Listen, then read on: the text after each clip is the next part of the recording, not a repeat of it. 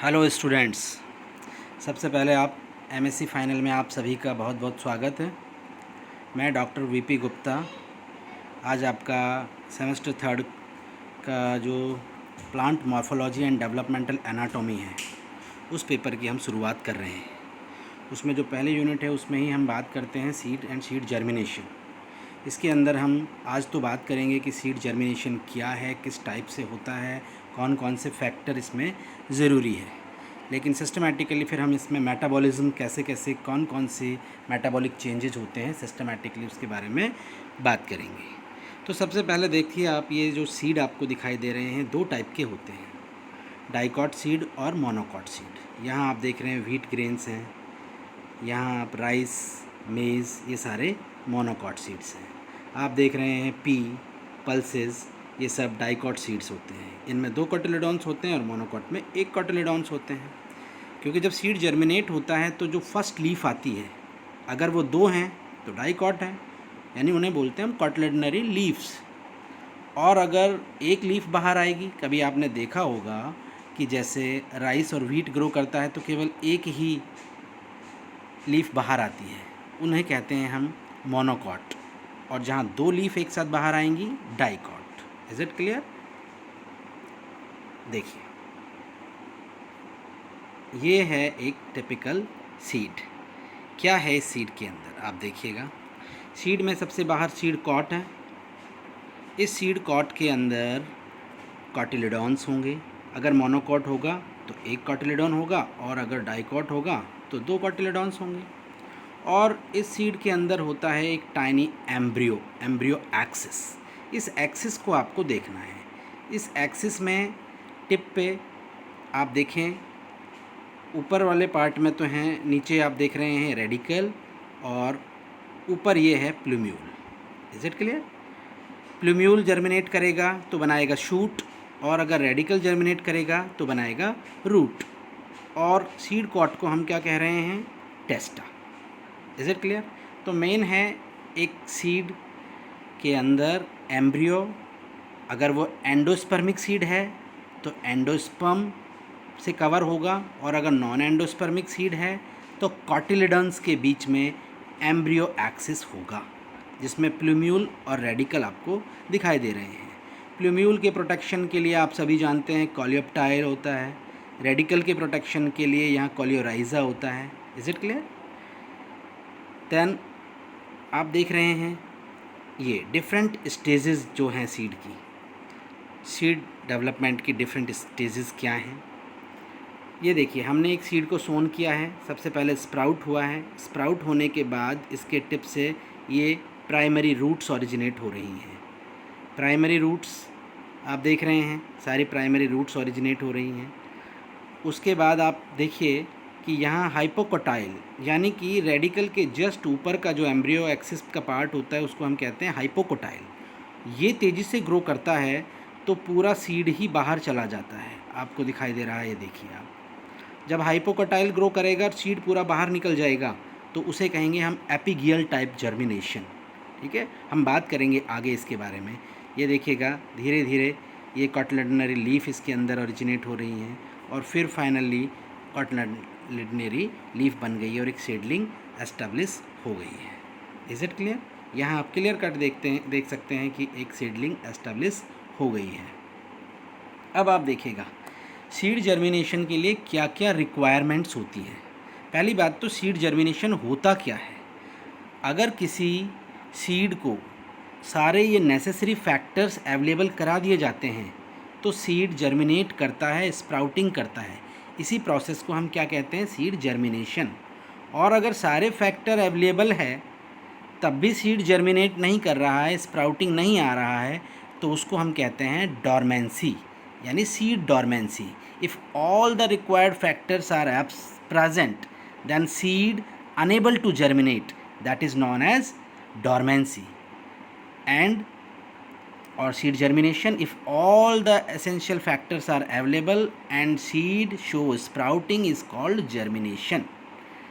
Is it clear? अब ये factor कौन कौन से हैं? एक्सटर्नल फैक्टर में वाटर ज़रूरी होगा, टेम्परेचर ज़रूरी होगा, ऑक्सीजन या एरिएशन ज़रूरी होगा, लाइट और डार्कनेस कुछ सर्टेन सीड ऐसे होते हैं जो लाइट में जर्मिनेट करते हैं, जैसे पोर्टिलियोका, और कुछ ऐसे होते हैं जो डार्क में जर्मिनेट करते हैं। अगर इंटरनल फैक्टर की हम बात करें, इंटरनल फैक्टर कौन कौन से होंगे? सीड वायबिलिटी, इसमें विटालिटी भी आप बोल सकते हैं और वायबिलिटी भी बोल सकते हैं। एक सीड सर्टेन टाइम तक ही वायबल होता है, और अगर वो लंबे समय तक रखा हुआ है तो उसका एम्ब्रियो डैमेज हो जाता है, इंसेक्ट्स के द्वारा उसको डैमेज कर दिया जाता है, तो वो वायबल नहीं रहता है। एक पर्टिकुलर पीरियड ही उनकी वायबिलिटी होती है। अगर उस पीरियड के बाद हम उसको ग्रो करेंगे तो वो जर्मिनेट नहीं होगा। Is it clear? Then genotype, genotype यानी कि कुछ ऐसे जीन्स होते हैं जो सर्टेन मेटाबोलाइट्स बनाते हैं और वो जर्मिनेट, मेटाबोलाइट ऐसे बन जाते हैं और सीड है जो जर्मिनेट करना बंद कर देता है। सीड मैचुरेशन, अगर हम इमैच्योर फॉर्म में सीड को ले आए हैं जिससे कि एम्ब्रियो प्रॉपर डेवलप नहीं हुआ है तो वो सीड भी फेल हो जाएगा जर्मिनेट होने में। दैन सीड डॉर्मेंसी, बहुत सारे डॉर्मेंसी फैक्टर हैं, जैसे एब्सिजिक एसिड है, काउरीन है, ये अगर सीड में है तो सीड जर्मिनेट नहीं कर पाएगा। तो ये बहुत सारे इंटरनल और एक्सटर्नल फैक्टर्स हैं जो सीड जर्मिनेशन को अफेक्ट करते हैं।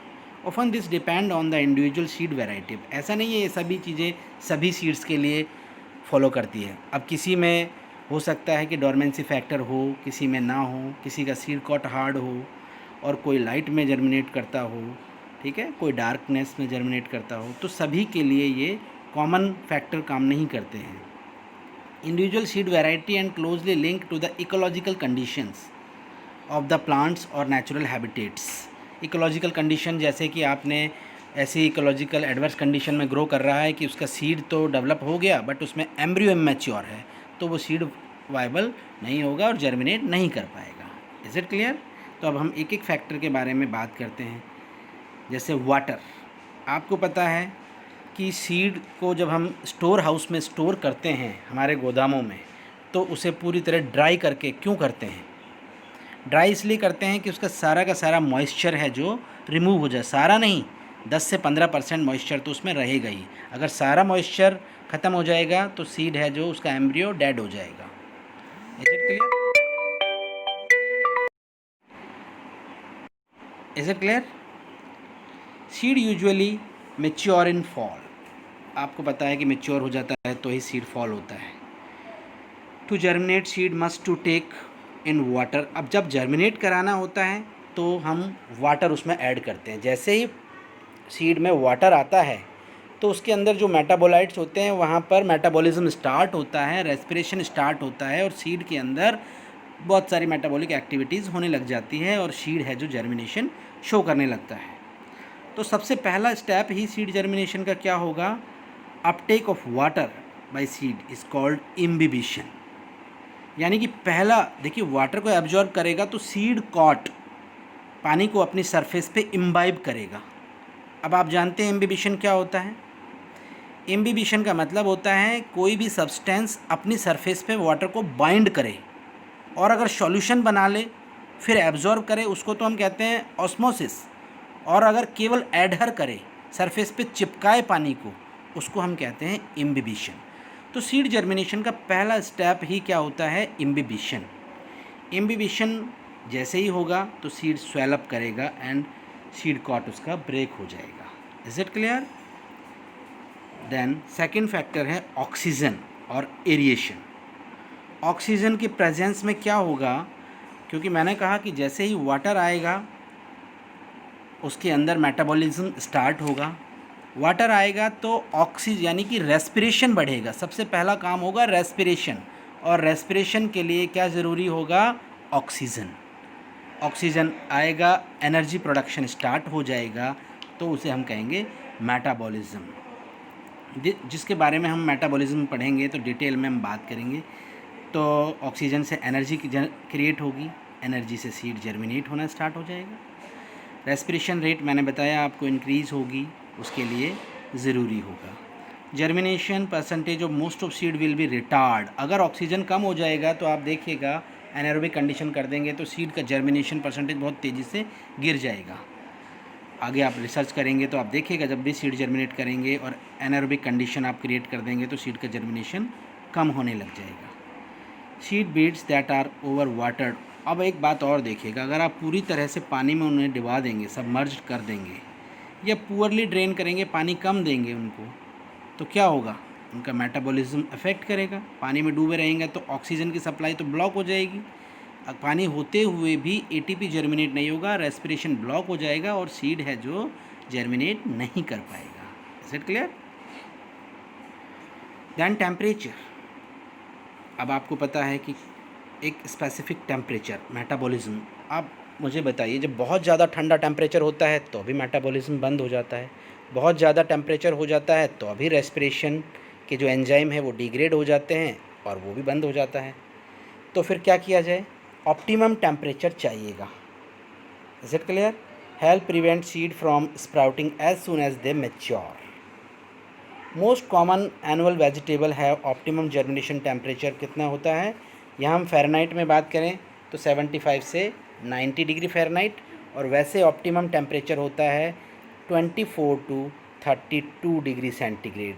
इस टेम्परेचर में सारे एंजाइम प्रॉपरली काम करते हैं और जर्मिनेशन भी बहुत अच्छा होता है। Is it clear? अब लाइट, जो नेक्स्ट फैक्टर है लाइट, लाइट कैसे अफेक्ट करेगा देखिएगा। Generally seed require darkness to germinate but sometime it required light. देखिएगा, आपने जब भी देखा होगा सीड को हम मिट्टी में दबा देते हैं जिससे कि उसमें डार्कनेस और एक हीट भी डेवलप होती है। अब कुछ सीड ऐसे होते हैं जो स्पेसिफिक लाइट में ही होते हैं, उन सीड्स को हम क्या कहते हैं? फोटोब्लास्टिक seeds. Seeds respond to light for germinate, named as 3 category of photoblastic seeds.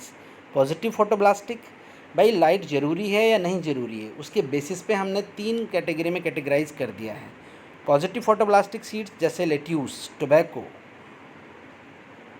मिस्टल tube etcetera require exposure to sunlight, यानी कि इनको अगर जर्मिनेट होना है तो स्पेसिफिक सनलाइट में एक्सपोज करना पड़ेगा। नेगेटिव फोटोब्लास्टिक ऑनियन है, लिली है, एमरेंथस है, नाइजेला है, do not require expose to sunlight. इनको सनलाइट में एक्सपोज होने की कोई ज़रूरत नहीं है। Is it clear? इनको सनलाइट नहीं मिलेगा तो ही ये जर्मिनेट होंगे। और एक नॉन फोटोब्लास्टिक क्या होते हैं? नॉन एक्सपोजर ऑफ लाइट, यानी कि देखिए नेगेटिव फोटोब्लास्टिक में तो अगर आपने एक्सपोज नहीं करना है इन्हें तो सनलाइट में, तब ये जर्मिनेट होंगे। और नॉन फोटोब्लास्टिक का मतलब होता है इन पे लाइट का कोई इफ़ेक्ट नहीं होता है। लाइट है तो भी कोई इफ़ेक्ट नहीं है और लाइट नहीं है तो भी कोई इफ़ेक्ट नहीं होता। तो ये है light factor. Then types of germination, ये भी एक इम्पॉर्टेंट टॉपिक है कि सीड कितने टाइप से जर्मिनेट करता है। तो यहाँ 3 तरह से सीड जर्मिनेट करेंगे: एपिगियल सीड जर्मिनेशन, हाइपोगियल सीड जर्मिनेशन और विविपेरस सीड जर्मिनेशन। एक एक के बारे में हम बात करते हैं। ये देखिए, एपिगियल सीड जर्मिनेशन क्या है? Epigeal seed germination is very important. Epigeal seed germination में क्या है, मैंने अभी आपको जब सीड का हम स्ट्रक्चर बता रहे थे उसमें आपको बताया था कि प्लूम्यूल और रेडिकल। रेडिकल के जस्ट ऊपर का पार्ट होता है हाइपोकोटाइल और प्लूम्यूल के जस्ट नीचे का पार्ट होता है एपिकोटाइल। इन दोनों को आपको ध्यान देना है। हाइपोकोटाइल जो रेडिकल के जस्ट ऊपर है, एपिकोटाइल जो प्लूम्यूल के जस्ट नीचे है। अगर हाइपोकोटाइल फास्ट ग्रो करेगा, कौन फास्ट ग्रो करेगा? हाइपोकोटाइल। तो पूरा का पूरा सीड मिट्टी से बाहर आ जाएगा, यानी दोनों कॉटिलेडॉन्स बाहर आ जाएंगे। कभी आपने देखा हो टैमरिंड, इमली के सीड को, तो दोनों कॉटिलेडॉन बाहर आ जाते हैं। दोनों कॉटिलेडॉन्स अगर बाहर आ जाएंगे तो आप देखेंगे ये कॉटिलेडॉन्स हैं जो बाहर आ गए हैं। तो इस तरह के सीड जर्मिनेशन को आप क्या कहेंगे? एपिगियल। एपिगियल सीड जर्मिनेशन में केवल किसकी फास्ट ग्रोथ होती है? हाइपोकोटाइल की। Is it clear? अगर हाइपोकोटाइल फास्टली ग्रो करता है और कॉटिलेडॉन्स हैं जो सीड के साथ बाहर आ जाता है तो आप उसको कहेंगे epigeal seed germination. Is it clear? Then next है आपका हाइपोगियल। ये है हाइपोगियल सीड जर्मिनेशन। इसमें आप देखिएगा, इसमें क्या होगा, एपिकोटाइल फास्ट ग्रो करेगा और कॉटिलिडॉन्स यानी पूरा सीड है वो अंदर रहेगा। सीड पूरा बाहर नहीं आ रहा है, आप देख सकते हैं यहाँ पर पूरा कॉटिलिडॉन अंदर है और केवल सूट के जो कॉटिलिडोनल लीव्स हैं वो डायरेक्ट एपिकोटाइल के ग्रोथ से बाहर आ गई है। तो यहाँ केवल आपको बताना है in hypogeal germination only epicotyl grow fastly as compared to hypocotyle. So cotyledons remain inside the soil and only cotyledonary leaves emerge out from the soil. Is it clear? Then third one, viviparous seed germination. आपने बहुत पढ़ा होगा इसको पहले से ही। Viviparous germination में क्या, पहली बात तो विविपेरी क्या होती है? विविपेरी का मतलब होता है डायरेक्टली प्रोड्यूस यंग वंस। तो एनिमल्स में तो हम डायरेक्टली प्रोड्यूस करते हैं यंग वंस को, लेकिन कुछ प्लांट भी ऐसे हैं जो डायरेक्टली बेबी प्रोड्यूस करते हैं। आप देखिएगा मैंग्रोव प्लांट हैं ये। मैंग्रोव प्लांट में क्या होगा कि जहाँ फ्रूट लगा हुआ है प्लांट में, वहाँ उसके अंदर जो सीड होंगे, फ्रूट के अंदर जो सीड होंगे वो सीड अंदर ही जर्मिनेट कर जाएंगे और एक प्लांट पे लगा हुआ फ्रूट ही नए नए प्लांट्स बनाता रहेगा और वहाँ से वो फ्रूट है जब मार्शी दलदल में गिर जाएगा तो सीडलिंग एस्टेब्लिशमेंट हो जाएगा और नया प्लांट बन जाएगा। तो ये था आज आपके लिए सीड जर्मिनेशन। सीड जर्मिनेशन के लिए क्या क्या फैक्टर रिक्वायर्ड हैं और क्या इसका ओवरव्यू है। ठीक है, तो आज आप इसको पढ़िएगा। Okay, thank you.